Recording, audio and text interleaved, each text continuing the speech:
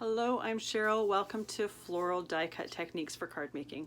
I absolutely love using different dies and die cuts on my cards, and I also love using them with different techniques. In this class, we're going to cover 4 different techniques that you can use with your die cuts. Let's go take a look. So these are the 4 cards that we're going to be creating in this class. We're going to be using dies that have a frame and then floral silhouettes throughout them.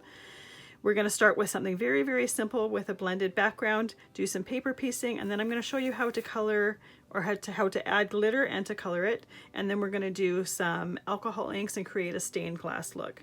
Now, the pictures of each of the samples and all of the supplies used are on the supply list that comes with this class.